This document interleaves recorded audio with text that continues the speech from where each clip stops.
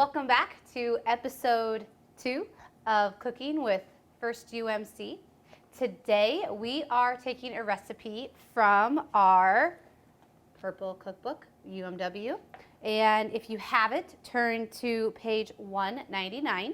And we are going to be using Lorraine Bernard's hamburger pie with potato fluff topper. I don't know about you, but I'm really excited. I feel like this is like perfect recipe to have on a cold night. So here's what we're gonna need. 1 medium onion chopped, which I did, salt, pepper, 14 ounces of condensed soup, but I had to get 2 because they didn't have a 14 ounce, they only had 2 10 ounce, a pound of ground beef, a can of green beans, some olive oil, milk. I'm doing instant potatoes, but you can do 5 potatoes that you peel and cook, some cheese, and then we need an egg and a butter. Okay, so we are gonna start first with cook onion in small amount of oil until tender, but not brown. So let's head over here and let's do that. Now it says just a little bit of oil, so let's put a little bit in. I'll set it over here. And then I will go ahead and start this up. Did I get the right one? I did. Okay, grab my 1 medium chopped onion. Now I went for a sweet yellow onion. I like that flavor better, but as always, you do what you like. And then we will just cook these until golden brown. And I gotta say, I love the smell of cooked onions and garlic, but I don't have garlic in here, but I love the smell of cooked onions. So we'll get that going. So while these are cooking, I'll turn this down just a bit. I thought let's go ahead and start working on our instant potatoes. So I got original mashed potatoes. And the reason why I did not do actual potatoes is because sometimes there's a texture thing, and I'm not the best at getting the potatoes super rich and creamy. And I knew that with these, it would. So first, I gotta fill it up some water, and I have my big measuring cup. So we are gonna do 2 cups and 3/4. Let's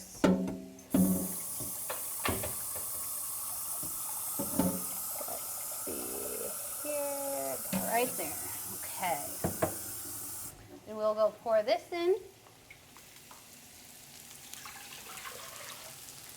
Here's my teaspoon, salt, and my water. There's that. And it looks like my onions are almost done. And then butter, I need 4 tablespoons of butter. Now, if kids are helping cook, here's a fun thing that my mom taught me when I was little. On the side of a stick of butter, it will tell you the tablespoons. So we need 4 of them. 1, 2, 3, 4. So my mom would always let me slice the paper so I knew where I was cutting, so I didn't waste any. And I always think it's good to go ahead and divide it up into 4 and not just one huge chunk. I think it helps the butter cook and melt more evenly. That could just be my funny opinion. Now, just like last week, I wanted to get Lorraine's feedback on this recipe, and I had a few questions for her, so I went ahead and I sent them to her so she could tell me what they were. So the first question I asked her was, where or who did you get this recipe from? And she believes that she got it from a Taste of Home magazine. Now I know that magazine, and it's a good one, so I am sure that when she saw that, when her kids were younger, she thought, that's gonna be what I wanna do. I wish you guys could be here to smell this. It smells so good. So the next thing we need to do is add in the ground beef. 1 pound of ground beef. So I also asked Lorraine if she made this recipe for her family when they were growing up, and her answer was all the time. She usually had everything she needed on hand, and she said it was one of her husband's favorite recipe. So it was quick, it was easy, and it was a family favorite. which as parents and as moms, we know that is always a win-win for us. Okay, so now we'll go ahead and it says to add meat and seasoning and brown lightly. So the seasoning that we have is just salt and pepper, and we'll just do that to taste. But I want to wash my hands first. Okay, so now I'm just going to do some salt and pepper. I don't do a ton of salt. Some people do. Again, you do what you know your family is going to enjoy. So we'll just mash this up and get that going. And I wanted to know why Lorraine decided to put this recipe into the UMW cookbook. And she told me that it was one of their favorites. And it was, like I said earlier, it was just an easy one for her. And she knew that if she put it in, that other families would probably benefit from it. And I know that I will be using this recipe. And I asked Chris and Lisa, and they said they love this recipe as well. So I think it's going to be a kid's favorite and an adult favorite. And the last thing I asked her was, what if there was a recipe or a dessert that she enjoyed teaching her kids, which was it? And she said, boxed macaroni and cheese. And I love that answer. And she said because it was the easiest for them to do on their own. And as we, as parents, try to get our kids to be more independent, that is going to be a staple in a lot of people's houses, including mine. Okay, so it says heat to boil and remove from heat. So it is boiling, so we'll go ahead and remove this. Okay, so now we got 1 1/3 cups of milk.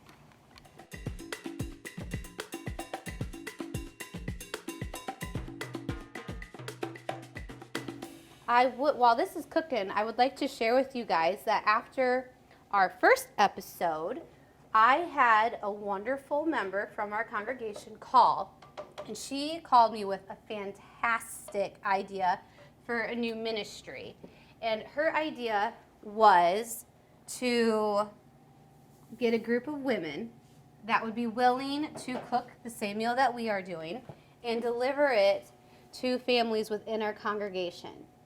And I was like, that is just going to be such an awesome thing because it allows us as a church to continue our ministry even though we are in a pandemic. And so I'm very happy to say that we were able to get a group of women together. And for this month, there will be 5 families that will be benefiting from this meal. In a little bit, I'll switch to a fork because it says use a fork, but I just wanted to get this going. So to that new ministry and the wonderful group of women, thank you for being a part of this. And I cannot wait to see what will come of this new ministry. Now, Lorraine's recipe goes a little bit further with this potato fluff topper. So once we have our potatoes mixed up, which we do, we then add 1 beaten egg and a 1/2 cup of milk. But I already did that, so I'm not going to do any more because I feel if I did that, it'd be a little bit too runny. But I am going to add a beaten egg to it, and I think this is going to make it just fantastic. So since it needs to be beaten, I'm going to put it in here first. And I also like to do that anyways, especially so that way if a shell falls off, I can take it out. Or if sometimes there can be blood in the yolk. So I always like to break my eggs in a different container before I put it into my main dish. There's that. Okay, so the next step is to add our green beans and our condensed tomato soup. So, but because they don't have 14-ounce cans of tomato soup, which maybe they do, I just couldn't find it. But so I'm going to use my green bean can as my measuring cup.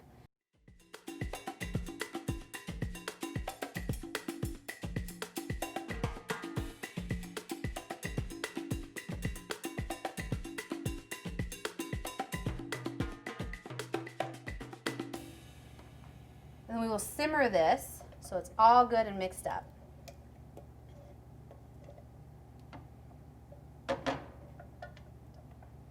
my grandma, when I was younger and I'd watch her cook, she would always tell me, don't waste a drop of that goodness. So I try not to. So mix this up. I'm just going to warm it up a little bit.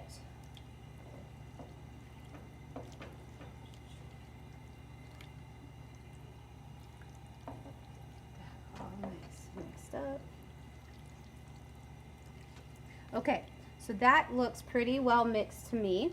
So I'm going to take this pan over to the counter, and then I will pour this into our aluminum 9x13 pan.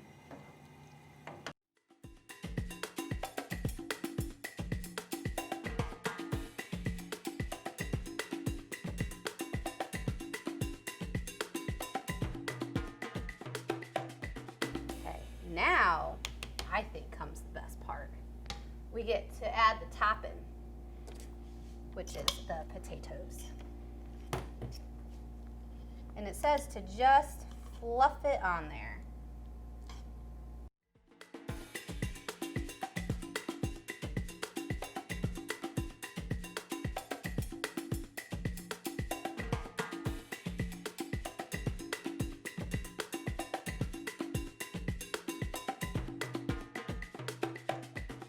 And in the recipe book, it says, if desired, top with cheese. Well, that's silly. We're gonna top with cheese. And then once you are done with this, you put it in the oven at 350 for 25 to 30 minutes. Our ovens here at the church tend to be a little fun, so I will be checking this at about 20 minutes. So here we go. Okay. I went ahead and put a cookie sheet in here because I realized that this pan for this casserole is a little flimsy. So I didn't want it to ooze over into the oven. As you can see, I'm having a hard time getting it in there.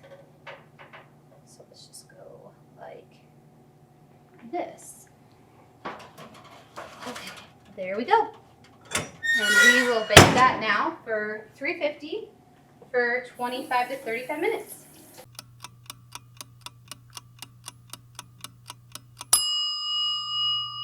We'll go ahead and take this out here. Right over here.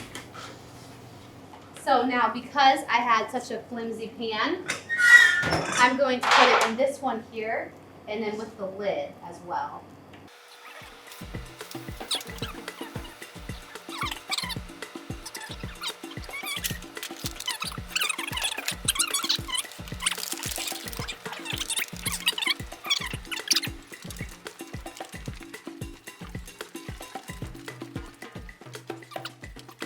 This meal is going to go to Matt German, but he's on the phone. So what I'm going to do is I'm just going to put it right there, and then when he gets off the phone, I'll give it to him then. Okay?